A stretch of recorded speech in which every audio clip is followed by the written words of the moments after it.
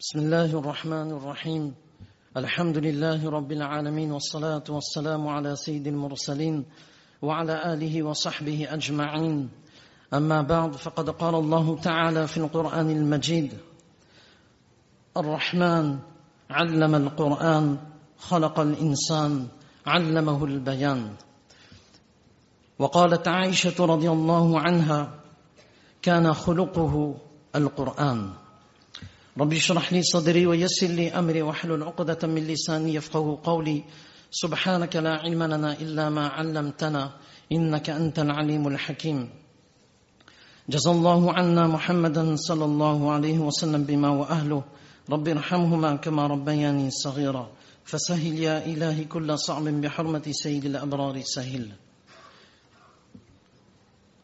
Toutes les louanges appartiennent à Allah subhanahu wa ta'ala, le tout clément, le tout miséricordieux, celui qui nous a permis d'assister à cet événement exceptionnel, à cette réunion exceptionnelle où on parle de la base de notre existence, où il est question de notre bien-être, où il est question de sens de notre existence. Ce qu'Allah subhanahu wa ta'ala a accordé à la communauté de Rasulullah sallallahu alayhi wa sallam, c'est une faveur exceptionnelle de la part d'Allah subhanahu wa ta'ala. D'abord, cette assemblée, cette réunion, il y a des anges, subhanallah, qui sont présents. Des anges qui n'ont aucune fonction si ce n'est d'atteindre, de rechercher les assemblées où on évoque Allah subhanahu wa ta'ala. Inna lillahi tabaraka wa ta'ala malaikatan sayyaratan fudulan yabtaghouna majalis al-dhikr. Allah subhanahu wa ta'ala a des anges qui sont ambulants. Et ces anges fudula, c'est-à-dire ils n'ont aucune fonction. Il y a des anges qui sont des anges gardiens. Il y a des anges qui ont d'autres tâches. Mais ces anges-là n'ont aucune tâche. La wadhifata lahum. Ils n'ont aucune tâche, si ce n'est d'assister et de rechercher les assemblées où on évoque Allah subhanahu wa ta'ala. Et cela n'appartient qu'à la communauté de Rasulullah sallallahu alayhi wa sallam, là où on évoque le meilleur des livres, là où on évoque le meilleur des messagers, le meilleur des hommes, Rasulullah sallallahu alayhi wa sallam. Et quelle faveur de la part d'Allah subhanahu wa ta'ala. Et pour nous prendre et pour nous faire comprendre, nous donner cette conscience de la faveur qu'Allah subhanahu wa ta'ala a accordée à Rasulullah sallallahu alayhi wa sallam et à sa communauté. Allah subhanahu wa ta'ala, il utilise un de ses noms les plus nobles, Al-Ismul A'zam, Ar-Rahman. Ar-Rahman.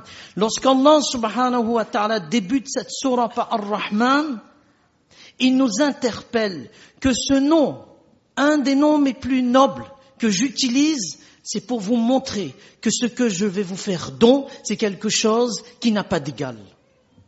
Et cette chose, Allah subhanahu wa ta'ala mentionne avant même la création de l'homme. Ar-Rahman, allama al-Qur'an, celui qui a enseigné le Qur'an, khalaqa al-insan, celui qui a créé l'être humain. Alors que la disposition linguistique de la phrase doit être, il y a la création de l'homme. Ensuite, il y a l'enseignement du Coran. Mais Allah subhanahu wa ta'ala, pour nous faire comprendre que notre existence, elle n'a pas de sens. Elle n'a aucune valeur, si ce n'est ce livre de base dans lequel il y a la réalité permanente et non la réalité éphémère de cette vie. La réalité éphémère de cette vie, c'est que tôt ou tard, on doit mourir. Mais si nous voulons que notre mort prenne de la valeur, étudier ce Coran, d'où la mention de l'enseignement du Coran avant la création de l'homme.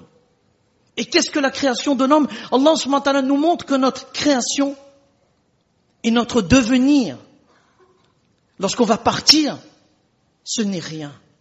Elle est insignifiante, mais elle prend de sens à travers ce livre. La preuve.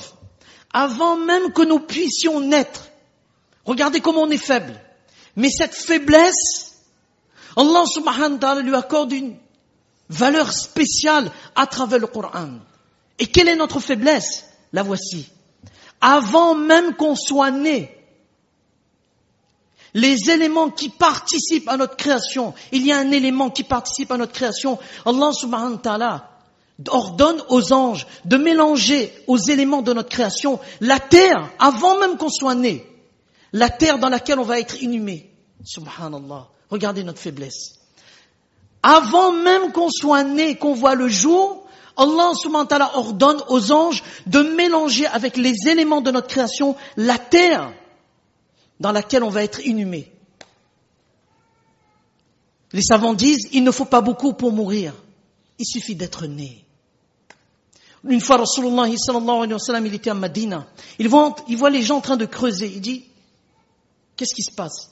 Habashiyun qad mata. Il y a un Abyssinien qui est décédé. Regardez, où se trouve l'Abyssinie? Où se trouve Madina? Qu'est-ce que Rasulullah sallallahu alayhi wa sallam, il dit? Siqa min ardihi wa sama'ihi ila turbati allati khuliqa minha. On lui a fait venir de sa ville natale vers l'endroit avec la terre dans laquelle il a été créé. C'est-à-dire, il va décéder dans cette terre avec laquelle il a été créé. Regardez, notre faiblesse. Notre faiblesse. Mais Allah subhanahu wa ta'ala, il nous dit que notre faiblesse a une valeur auprès de lui lorsque on prend son Coran. Khalaqal insan, tu prends de la valeur, allama al-Qur'an, lorsque Allah subhanahu wa ta'ala t'a donné ce livre. Et ce livre, pourquoi? فَإِنَّهُ نُورٌ لَكَ فِي الْأَرْضِ. C'est une lumière pour toi. Pourquoi? Parce que dans la lumière, lorsqu'il y a lumière, on peut distinguer ce qui est bien, ce qui est mal. On peut distinguer ce qui peut être nuisible à notre existence ou pas. Dans la lumière, il y a la distinction du bien et du faux. Dans le Coran, c'est pareil. Il y a la réalité. Il y a le réel bonheur. Il y a notre bien-être. Ce message du Coran qu'Allah subhanahu wa ta'ala nous a donné, c'est un message de notre bonheur. De notre réel bonheur. Sa'ada. De notre bien-être. Aussi bien dans ce monde que dans l'autre monde. C'est ce qu'Allah subhanahu wa ta'ala nous donne à travers ce livre. Et c'est pour cela, Shah Waliullah, il dit, وَفِي الْقُرْآنِ تَطْهِيرٌ لِلنَّفْسِ عَنِ الْهَيْئَاتِ السُّفْلِيَّةِ, que dans ce Coran, le message qu'Allah subhanahu wa ta'ala il nous donne, c'est un message vivant. Comment devenir un homme? Comment devenir une femme? Qu'on marche sur la terre d'une façon convenable pour atteindre sa proximité. Comment utiliser cette terre à bon escient pour que tu puisses connaître la vie céleste qui t'attend? C'est une vie éternelle. C'est ça le Coran. Et Allah subhanahu wa ta'ala, lorsqu'il nous a donné ce Coran, il n'a donné à aucune autre communauté. Le meilleur des livres pour le meilleur des prophètes, alayhimu salatu wassalam, Rasulullah sallallahu alayhi wa sallam.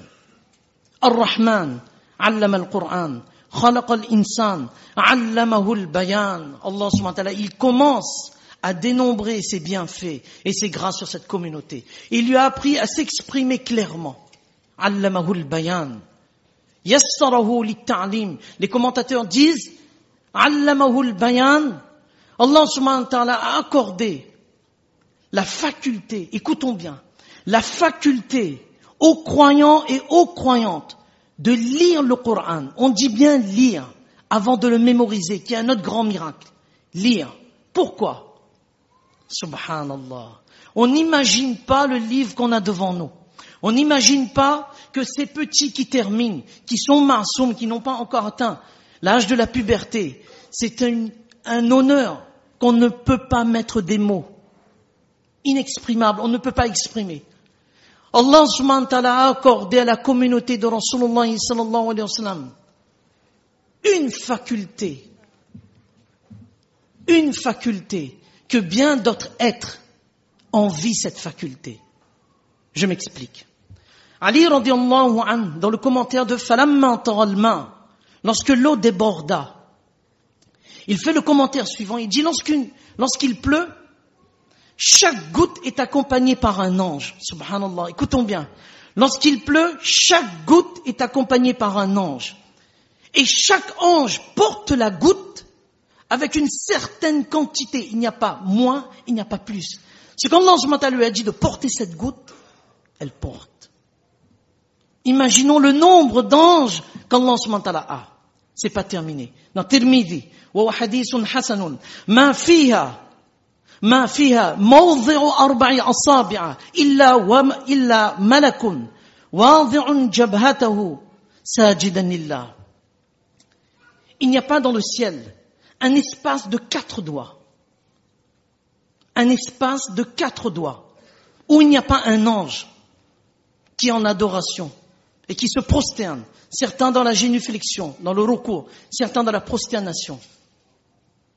Ils se prosternent, ils sont constamment dans l'obéissance d'Allah subhanahu wa ta'ala. Mais ces anges, écoutons bien, ces anges n'ont pas la faculté de lire le Coran, qui appartient uniquement à la communauté de Rasulullah sallallahu alayhi wa sallam. Subhanallah, Ibn Salah, Allama Munawi rahimullah, Maulana Idriss Kandahlawi rahimullah, à travers le commentaire des hadiths, ils disent que les anges ont toute la faculté de faire n'importe quelle bonne action, sauf la bonne action de lire le Coran. C'est pour cela, lorsqu'une personne lit le Coran, et à travers de nombreux hadiths de Rasulullah sallallahu alayhi wa sallam, lorsqu'une personne lit le Coran, après avoir fait le miswak, il lit le Coran, il se tient debout, il fait la prière. Les anges s'approchent, jusqu'à poser leur bouche sur la bouche de celui qui lit. Et il prend tout du Coran de la personne qui est en train de lire. Ils n'ont pas cette faculté de lire le Coran. C'est uniquement les croyants et les croyantes de la communauté de Rasulullah sallallahu alayhi wa sallam qui ont cette faculté de lire le Coran. Subhanallah, c'est vraiment exceptionnel. On continue dans les bienfaits. Yassarahu lit-ta'lim. Allah subhanahu wa ta'ala a facilité la lecture, la mémorisation.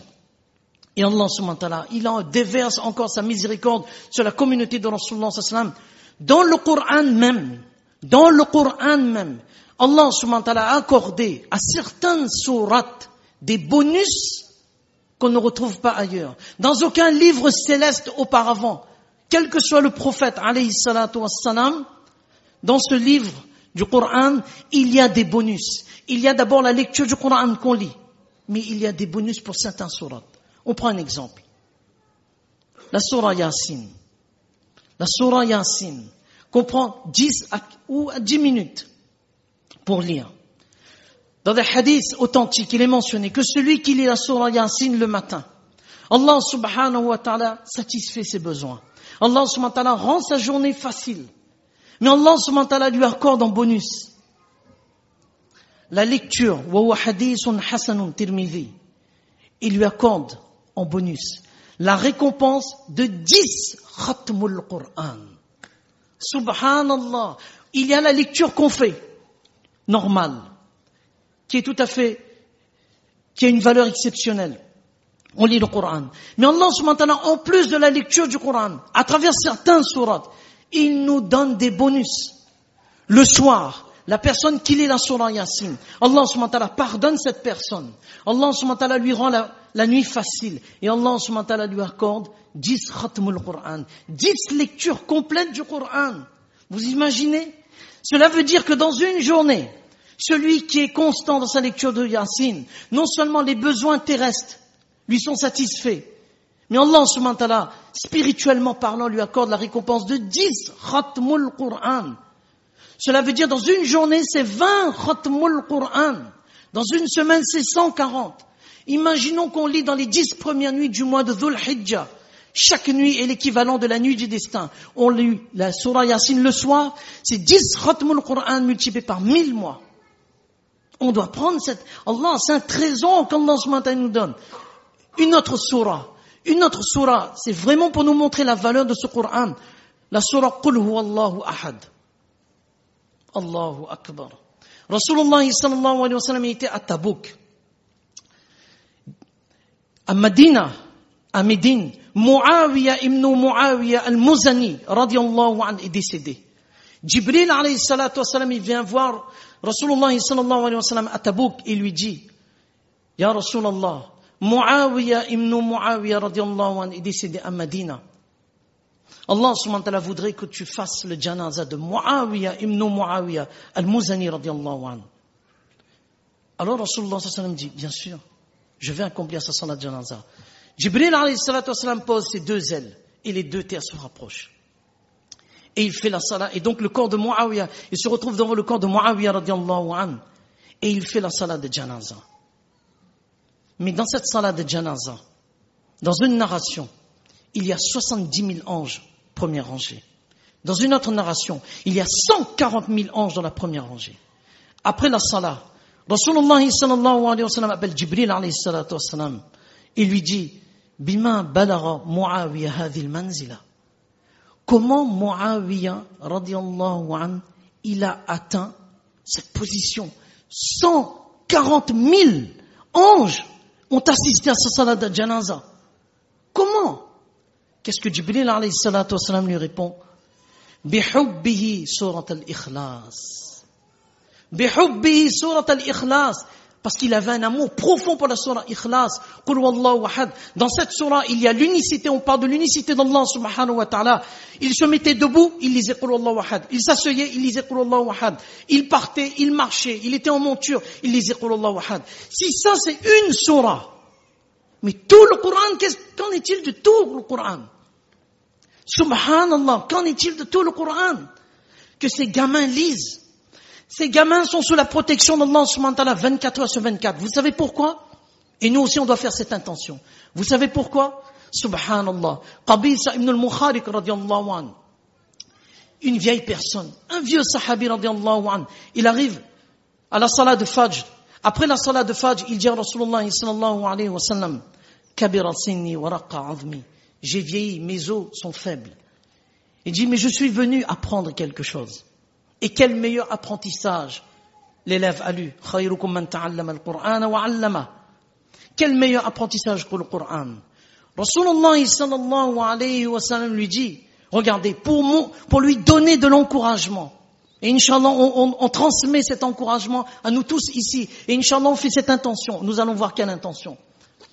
Il dit, le monde végétal, Rasulullah sallallahu alayhi wa sallam, il dit, le monde végétal, le monde minéral, le monde animal, istaghfara lak, a demandé à solliciter le pardon d'Allah pour toi. A demandé à solliciter le pardon d'Allah pour toi. C'est pour cela les ulama disent, même si demain on a quitté la madrasa, mais on doit avoir cette intention que, oh Allah, jusqu'à mon décès, je voudrais apprendre toujours quelque chose de din. Il y aura des anges, il y aura le pardon, la demande du pardon du monde végétal, du monde minéral, du monde animal, pour nous jusqu'à notre mort. On sera sous la protection des anges. On fait cette intention, Inch'Allah, aussi bien du côté des dames que du côté des hommes. On fait cette intention, oh Allah, je suis aussi un étudiant en sciences religieuses, c'est-à-dire à travers les assemblées où il y a les hadiths, où il y a les discours, où il y a les rappels, ben je suis un étudiant, j'apprends toujours. Inch'Allah, on a fait cette intention, Inch'Allah. Et regardez qu'est-ce que le Rasul lui donne comme cadeau maintenant. Il dit, oh tel sahabi, maintenant après la salat de Fajr, regardez, il y a toujours un bénéfice, il y a toujours un profit à retirer lorsqu'on s'assoit dans les assemblées. On a la protection des anges, et on a les doigts du monde végétal, du monde minéral, du monde minimal, jusqu'à notre fin, qui demande pardon d'Allah subhanahu wa ta'ala en notre faveur. Et il dit, lorsque tu as terminé la salat de Fajr, lis 3 fois Subhanallahil azim wa bihamdihi. Subhanallahil azim wa bihamdihi. Subhanallahil azim wa bihamdihi. Après la salat de Fajr, celui qui lit cela, il sera protégé contre la lèpre, contre la cécité, le fait de devenir aveugle. Et il sera protégé contre toute paralysie. Cela veut dire que toute maladie physique qui pourrait amener une paralysie physique. Subhanallah. Donc le Coran qu'Allah subhanahu wa ta'ala nous a donné, c'est parfois on n'arrive pas à comprendre la valeur et cette grandeur de ce livre qu'Allah subhanahu wa ta'ala il nous a donné. Sheikhul Hind, lorsqu'il était emprisonné sur l'île de Malte, ceux qui connaissent l'anglais, nous vous invitons à lire un livre qui vient de sortir en anglais sur cette période sur l'île de Malte, près de Sicile, où Sheikhul Hind, Mahmoud Hassan, rahimahumullah, était emprisonné injustement. Lorsqu'il retourne de la prison, Mawlana Shafili Tanwi, rahimahumullah, Mawlana Allama Shabbir Ahmad Uthmani, rahimahumullah, viennent l'accueillir. La première parole que Sheikhul Hind, il dit, il ne parle pas de sa détention, il ne parle pas de ces moments difficiles. Il dit, dans la solitude de la prison, j'ai réfléchi. Et Allah subhanahu wa ta'ala m'a inspiré que pour préserver la communauté de Rasulullah sallallahu alayhi wa sallam contre tout déclin, contre toute difficulté, il y a la vulgarisation de l'apprentissage du Coran, de sa compréhension, de sa mémorisation. Si on arrive à faire ça, il y a des endroits où on ouvre encore plus là il y a l'apprentissage du Coran, la compréhension du Coran et la mémorisation du Coran, Allah subhanahu wa ta'ala va préserver cette communauté. Ça, c'est les paroles de Cheikh al-Hind, à travers les ahadiths de Rasulullah sallallahu alayhi wa sallam. Et les récompenses sont énormes. Il y a le livre en lui-même, il y a les surahs en lui-même. Subhanallah, celui qui s'adonne à son apprentissage. Allah subhanahu wa ta'ala, dans les ahadiths de Rasulullah sallallahu alayhi wa sallam, on parle de sahibul Qur'an. Alors comprenons-nous bien, lorsqu'on parle de sahibul Qur'an, il y a plusieurs sens. Qadhi Iyad rahimahumullah, l'auteur de Tuhfatul Ahwazi, il dit sahibul Qur'an, ce n'est pas le compagnon du Qur'an, ce n'est pas seulement celui qui le mémorise. Sahibul Qur'an alladhi alifahu ay alifa tilawatahu. C'est celui qui s'adonne à son apprentissage et qui le lit même en regardant. Donc les mérites ne s'attachent pas seulement à celui qui le mémorise ou qui la mémorise, mais le mérite revient aussi à nos petits, à nos grands, à nos aînés qui ont cette habitude de lire le Coran chaque jour et qui prennent et qui s'adonnent avec cœur et joie, avec enthousiasme à la lecture du Coran. Et pour ces personnes-là, subhanallah, on cite un hadith.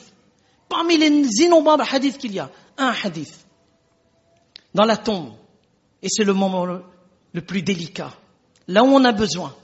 Dans la tombe, lorsque la personne se réveille, au jour de la résurrection, au sortir de la tombe, lorsque c'est le moment pour se rendre auprès d'Allah subhanahu wa ta'ala, il y a un jeune homme qui arrive, de belle apparence. Et il dit à celui qui avait l'habitude de le lire ou de le mémoriser, il lui dit, Ata'arifuni, tu me connais? Il dit non, tu es qui? Il lui demande 2 fois, tu me connais? Il dit non, je ne te connais pas. Il dit je suis le Coran. Je suis le Coran que tu avais l'habitude de lire assidûment. Et sur le visage de ce jeune homme, il y a un air de fatigue. Pourquoi tu es si fatigué? Ça, c'est pour montrer au monde entier, à toutes les personnes, que l'effort que tu as prodigué pour l'apprentissage de ce Coran, et ça doit nous encourager, même grand, on doit voir un alim, on lui dit, écoute-moi 1 page par jour, ou bien 1 fois par semaine, tu peux corriger mon Coran. On est dans cette catégorie de personnes, Inch'Allah. On ne doit pas avoir honte. Au contraire, on doit aller tout de suite voir ce alim, dit, allez, fixe-moi un rendez-vous 1 fois par semaine, 10 minutes.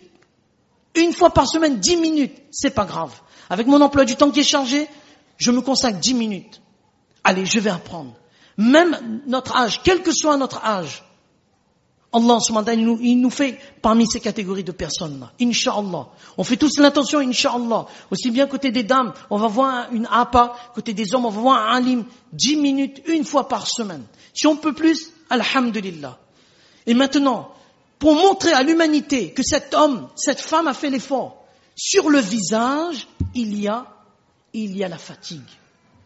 Que tu t'es donné à fond pour apprendre ce Coran, pour le mémoriser. Maintenant, le monde entier va voir ton effort. C'est une attestation de ma part que tu as fait l'effort. Maintenant, dans sa main droite, on va lui donner un royaume.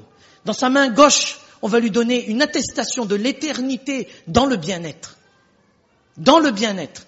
Et maintenant, ses parents seront vêtus de 2 paires d'habits d'honneur. Ses parents, le prix de ces 2 paires d'habits, le monde entier réuni pour payer les 2 paires, ils ne pourront pas. Ils ne pourront pas. Maintenant, les parents vont demander, mais pourquoi? Il dit, parce que ton fils, ta fille, s'est adonné à la lecture et à l'apprentissage du Coran. C'est pour cela que tu mérites cela. Non parlons plus du professeur. Subhanallah. Dans une autre narration, les parents seront vêtus d'une couronne d'honneur. Et cela nous montre que l'apprentissage du Coran et les profits qui y sont attachés sont auprès d'Allah subhanahu wa ta'ala d'une valeur qu'on ne peut pas décrire. Mais maintenant, il y a une chose qui est très importante. C'est kana khuluquhu al-Qur'an. Kana khuluquhu al-Qur'an.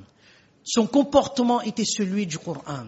Qu'est-ce que cela veut dire? On a demandé à Aïcha radiallahu anha comment était Rasulullah sallallahu alayhi wa sallam. Kana khuluquhu al-Qur'an. Son comportement, sa façon d'être était le Coran. Ce qui veut dire que même si on ne comprend pas le Coran, il est un devoir pour chacun d'entre nous. Chacun d'entre nous, écoutons bien, chacun d'entre nous, de mettre en pratique le mode de vie de Rasulullah sallallahu alayhi wa sallam, parce que c'est le reflet du Coran. Cheikh Abdul Fattah Abu Ghudda rahimahullah, il cite un auteur. À chaque fois qu'Allah subhanahu wa ta'ala a envoyé un livre céleste, Allah subhanahu wa ta'ala a envoyé un nabi avec, alayhi salatu wa salam. Pourquoi? لِيُعْطِيَ الْكَلِمَةَ قُوَّةَ وُجُودِهَا, pour accorder aux mots du livre une fraîcheur et une force de vie qui est une réalité dans la vie du prophète. C'est-à-dire qu'entre la théorie et la pratique, il n'y a aucune ambiguïté. Il y a une concordance, il y a une conformité entre la parole et le comportement. Et ça, c'est très important. Et ça, c'est un autre sens de Sahibul Qur'an. Sahibul Qur'an, c'est celui qui a mémorisé ou qui a lu, mais les deux ont pratiqué. Et ça, c'est important. Ça, c'est important. Et nous, parents, il est de notre devoir de veiller à ce que nos enfants, Allahu Akbar, d'une façon claire et nette, il y a l'assiduité. Ça, on le sait. L'assiduité, cela nous montre tout notre attachement pour notre Qur'an. Parce que de notre vivant même, c'est une sadaqa jariya. Un sahabi radiallahu anhu est venu voir Rasulullah sallallahu alayhi wa sallam, il lui a dit au prophète d'Allah, je n'ai pas de sadaqa par laquelle les récompenses sont permanentes. Il dit, ton fils est un sadaqa jariya vivant. Ce que tu vas lui apprendre, ce que tu vas lui transmettre, le souci, le comportement, la façon de s'habiller, ce sera pour toi une sadaqa jariya de ton vivant même. Et c'est très important, wallah, c'est très important. Il n'y a pas une coupure, une séparation entre la madrasa et la maison. Il y a un lien entre les deux. C'est très important, chers frères en islam. Nous vivons une époque où on apprend le Coran, on mémorise le Coran, mais notre comportement, notre façon de s'habiller, notre langage est complètement aux antipodes de ce que on apprend à la madrasa, ce que le Coran nous dit. Et ça, c'est très important. Mufti Mahmoud rahimahullah, il raconte cette histoire. Il dit une femme pieuse est décédée. Et cette femme pieuse, elle avait comme souci que son fils, lorsqu'il apprend le Coran, lorsqu'il va à la madrasa, mais ce fils-là, lorsqu'il vient à la maison, il y a une continuité du message. Comment manger? Manger avec la main droite, se laver les mains. Tout cela peut-être nous semble dérisoire, mais tout cela participe de notre identité. Et tout cela nous montre l'attachement qu'on a avec Rasulullah sallallahu alayhi wa sallam, parce qu'entre le Coran et Rasulullah sallallahu alayhi wa sallam, il y a un lien très fort. Et cette femme, elle est décédée. Une femme pieuse est décédée. Une autre personne pieuse, vivante, voit en rêve cette femme pieuse et cette femme pieuse lui dit, lorsque mon fils vient me rendre visite au cimetière, qu'il ne lise pas le Coran. Alors la personne pieuse lui dit, j'ai pas compris. Qu'il ne lise pas le Coran. La maman lui dit, non, qu'il ne lise pas tout de suite le Coran. Elle dit, pourquoi? Elle dit, lorsque mon fils se présente devant moi et il commence à lire le Coran pour moi, il y a une telle lumière qui se dégage de sa bouche que je n'arrive pas à distinguer son visage. Et pendant toutes ces années, je voudrais voir comment il a grandi. Comment ce fils-là, il a pu prendre, il a atteint un tel âge. Je veux voir comment il a grandi. Comment est son visage. Dit après qu'il commençait le Coran. Cela est pour nous-mêmes. Cela est pour nous-mêmes. Pourquoi? Parce que si il y a cette discontinuité, il n'y a pas ce lien entre l'enseignement du Coran et notre façon de vivre, Allah nous en préserve. Allah nous en préserve. Rien n'est acquis. Wallah, on le répète 2 fois. Rien n'est acquis. Rien n'est acquis. Aujourd'hui, on a iman. Mais demain, on ne sait pas si on va garder ce iman. Et pourquoi? Parce que ce souci-là ne se voit pas dans notre vie de tous les jours. Et c'est ça qui est le plus important. Le respect envers l'autre. La façon de s'habiller. La façon de se comporter. La façon de voir les choses. La façon de comprendre que notre dîn est une richesse. Pourquoi aller ailleurs? On vous donne les références. Subhanallah, sur l'habillement. Les non-musulmans disent, pourquoi s'habiller comme les autres alors que dans votre dîn, il y a une fraîcheur et une authenticité de votre message qui se vérifie chaque jour. C'est ce qui a fait la conversion du juif, de confession juive, Léopold Weiss, Mohammed Assad, dans l'islam à la croisée des chemins. Comment il dit? Fudayl ibn Ayaz rahimahullah. Fudayl ibn Ayaz rahimahullah. On peut être. Allahu Akbar. Allah fasse que notre diplôme au jour de la résurrection, Allah subhanahu wa ta'ala nous donne de la main droite. Amin. Fudayl ibn Ayaz rahimahullah. Pour nous montrer justement la justesse de nos propos. Et ce souci qui est important. Mullah Ali Qari rahimahullah. Il raconte dans Al-Muqaddimatu Salima fi Khawf al-Khatima. Il dit Fudayl ibn Ayaz rahimahullah. Il avait un étudiant. Regardez, un étudiant. On est dans la forme, mais dans le fond, il n'y a rien. Et ça, c'est grave. Cet étudiant, il est sur le point de mourir. Fudayl ibn Ayaz, rahimahullah, il arrive et il commence à lire la Surah Yasin. Et la Surah Yasin, c'est une sunna de Rasulullah sallallahu alayhi wa sallam. Lorsque quelqu'un est en train de quitter ce monde, on lit la Surah Yasin, c'est un hadith authentique. Allah subhanahu wa ta'ala allège les souffrances de l'agonie. Il commence à lire la Surah Yasin. Qu'est-ce qu'il dit? Ya ustadi, la taqra hadhi surah. Oh oustad, ne lis pas. Ne lis pas cette surah. Sakata, il se tue. Thumma laqanahu faqal, qul la ilaha illallah. Il se tue, il attend un moment, et après il lui dit, parce qu'il est sur le point de quitter ce monde, il lui dit maintenant, dis la ilaha illallah. Qu'est-ce que l'étudiant lui dit? La aquluha li'anni bari'un minha famata ala dhalik. Il dit, je ne dis pas la ilaha illallah parce que je n'ai rien à voir avec la ilaha illallah. Et il décède dans cette condition. Fudayl ibn Ayaz, rahimahumullah, il rentre chez lui. Pendant 40 jours, il pleure. Il pleure. Il dit, Ya Allah, mais qu'est-ce qu'il... Il a quitté ce monde sans iman. Il pleure. Et il le voit en rêve. Il est en train d'être tiré pour être amené dans le feu de l'enfer. Il lui demande, Bi ayyi shay'in naza'allahu al-ma'rifata anka wa kunta a'lama talamidhi.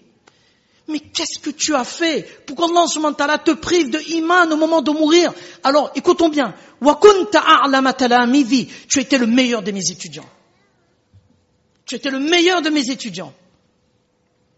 Qu'est-ce que l'élève lui répond? Les maladies spirituelles. La jalousie, la rancune, le colportage. Tout l'enseignement, c'était verbal. C'était du blabla. J'avais rien dans ce cœur-là. Allah subhanahu wa ta'ala m'a privé de ce iman au moment de mourir. Allah nous en préserve. Wallah, Allah nous en préserve. Allah subhanahu wa ta'ala nous en préserve. C'est très important d'adopter celui qui adopte la sunna de Rasulullah sallallahu alayhi wa sallam à travers ce Coran et dans le mode de vie de Rasulullah sallallahu alayhi wa sallam. Allah subhanahu wa ta'ala fera que même s'il n'est pas un hafiz, même s'il n'est pas un alim, mais il a appris ce Coran, il a mis le message dans sa vie, cette personne-là reçoit de la part d'Allah subhanahu wa ta'ala, même si le monde ne le connaît pas, même si le monde ne fait pas ses louanges, mais Allah subhanahu wa ta'ala connaît cet individu, c'est le message du Coran, on est gagnant. À l'époque d'Omar radiallahu anhu, regardez ce jeune. À l'époque d'Omar radiallahu anhu, il y avait un jeune. Et ce jeune-là, il avait l'habitude, après la salat d'Aïcha, il s'était imprégné du Coran d'une telle façon qu'il n'était pas hafiz.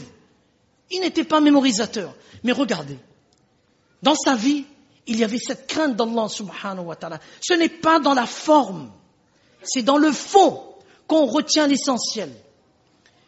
Après la salat d'Aïcha, chaque fois il a l'habitude d'aller chez son papa et rendre service à son papa, faire le khidmat de son papa qui était vieux. Chaque fois il passe pour aller vers son papa, il y a une femme de mauvaise vie. À l'époque de Omar radiallahu anhu, il y a une femme de mauvaise vie qui l'attend, parce qu'il était un beau jeune homme. Il dit, mon gâté, viens ici, viens Wakala. Mon gâté, viens Wakala. Viens mon gâté. Le garçon te dit, non. Non. Une fois, 2 fois, 3 fois. Viens voir Kala. Come to see Kala. Kala give you big sweet.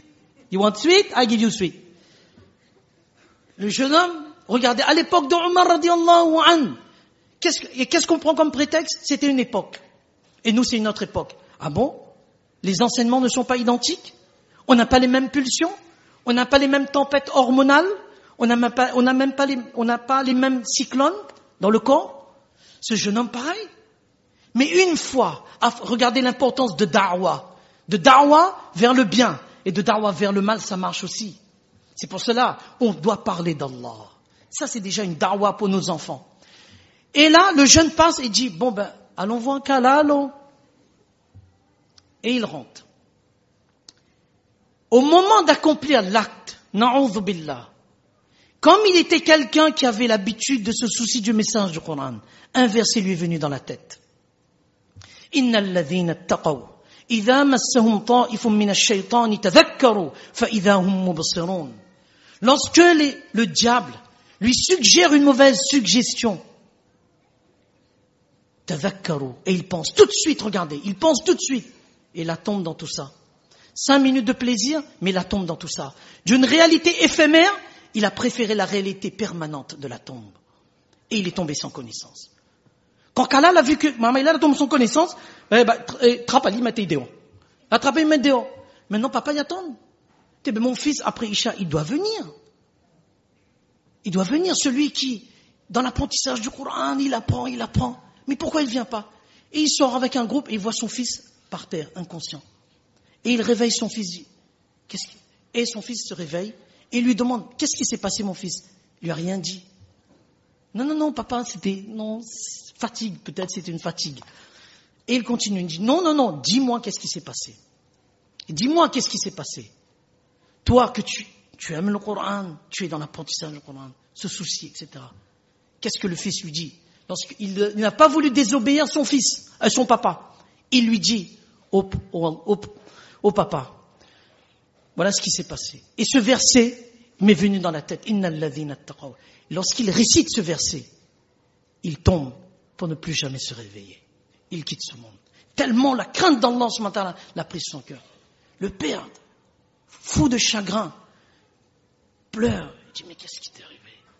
Et il va inhumer son fils, préparer la salat de janaza. Et il n'avertit pas Omar radiallahu anhu. Le matin, Omar radiallahu anhu se réveille. Après la salat de Fajr. La référence de cette histoire, Sharh al-Sudur, Imam Suyuti rahimullah, Ibn Kathir rahimullah, dans le commentaire de ce verset, Innal ladhina attaqaw. Maintenant, Omar radiallahu anhu, il dit, où est ce jeune homme? C'est mon ami. Il dit, il est décédé. Omar radiallahu anhu, fou furieux, lui dit, mais pourquoi tu m'as pas dit, c'était mon ami? Non, on n'a pas voulu te déranger, c'était trop tard dans la nuit. Alors Omar radiallahu anhu dit, amenez-moi vers son qabr, sa tombe. Allahu Akbar. Les amis d'Allah, c'est pas une catégorie de personnes. Tout le monde ici peut devenir un ami d'Allah.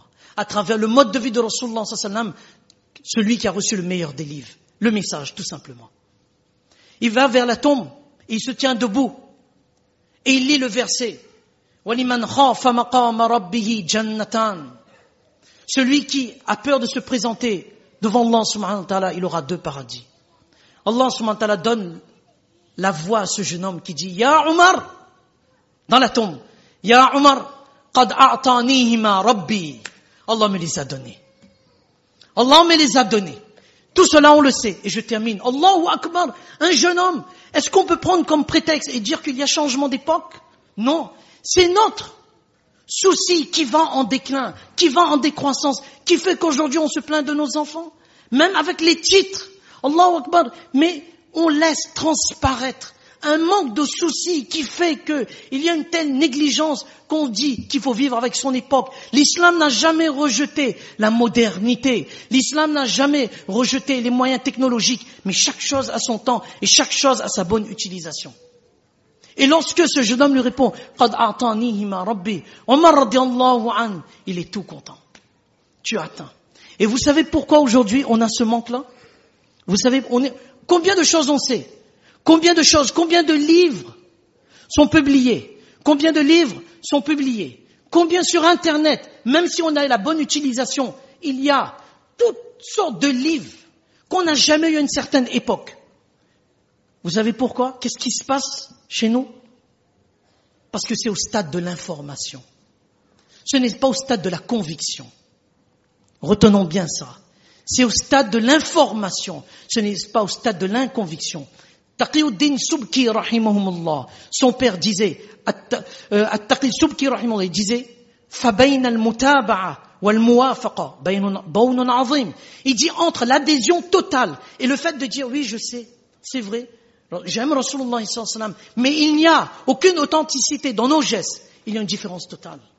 C'est parce qu'on n'a plus cette conviction. Il faut travailler cette conviction. Inni dhanantu anni mulaqin hisabia. Le jour de la résurrection, celui qui va recevoir le livre dans sa main droite, Inch'Allah, Allah subhanahu wa ta'ala fasse qu'on soit parmi ces gens-là, va recevoir dans le livre de compte dans la main droite. Qu'est-ce qu'il dit? Inni dhanantu ay inni ayqantu wa tahaqqaqtu. J'avais la ferme conviction. Aujourd'hui, on n'a plus la ferme conviction. Na'udhu billah. Aujourd'hui, on a plus la ferme conviction sur les rumeurs, sur les potins, que sur les propres hadiths de Rasulullah sallallahu alayhi wa sallam, de notre bien-aimé. Sur le Coran. On n'a plus cette conviction-là. Et comment travailler cette conviction? Les ulama nous disent, il y a d'abord le rôle des parents. Il y a d'abord le fait de sortir dans le chemin d'Allah subhanahu wa ta'ala. Et il y a aussi la fréquentation des hommes pieux. Pour amener cette conviction.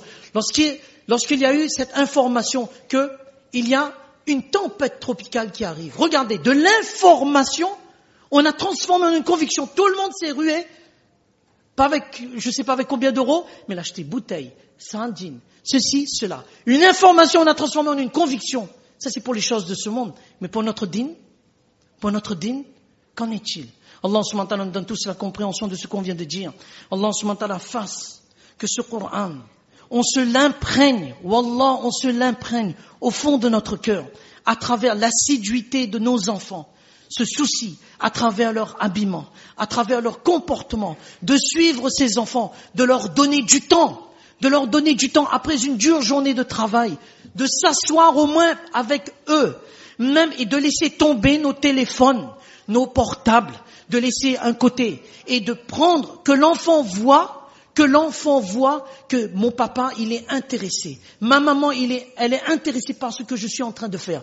Parce qu'il est faux de parler de crise d'autorité. Il n'y a pas de crise d'autorité. Il est faux de dire que maman y écoute plus. Non, il y a un déplacement de l'autorité. On ne donne plus l'autorité, il y a d'autres éléments, d'autres personnes physiques ou morales qui vont snatcher, qui vont prendre nos enfants, formater leurs esprits et ils deviennent ce que jamais on pourrait penser qu'ils devenaient. Na'udhu billah. Allah subhanahu wa ta'ala fasse que dans progression dans le madrasa de Mufti Luqman Inga, qu'Allah subhanahu wa ta'ala, tous les parents les récompensent et qu'ils obtiennent le mérite à travers les hadiths de Rasulullah sallallahu alayhi wa sallam, que le jour de la résurrection, chaque parent puisse avoir sa couronne et chaque enfant puisse avoir ses habits d'honneur, qu'Allah subhanahu wa ta'ala récompense tous les donateurs. Il faut jamais oublier une chose, je termine par une chose, celui qui a l'habitude de donner, en faisant l'effort, bien sûr, en faisant l'effort de changer sa vie, de mettre en pratique la sunna de Rasulullah sallallahu alayhi wa sallam,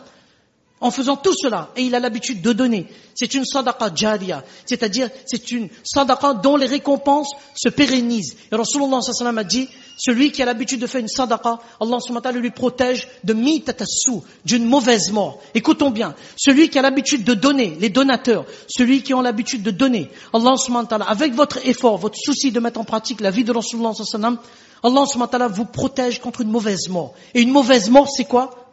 Les ulama disent, une mauvaise mort, c'est mourir sans iman, ou bien mourir dans le péché. Celui qui a l'habitude de donner, Allah subhanahu wa ta'ala lui protège de ces deux choses. Amin wa akhiru da'wanin alhamdulillah rabbil alamin. Nous tous, nous allons répéter une fois en l'honneur de Rasulullah sallallahu alayhi wa sallam, parce que c'est l'homme par excellence sur lequel le livre, le meilleur des livres, a été descendu. On va dire une fois, nous allons répéter une fois, Jazallahu anna Muhammadan sallallahu alayhi wa sallam bima huwa ahluhu. Fajazakumullahu khairan, ahsanal jazaa.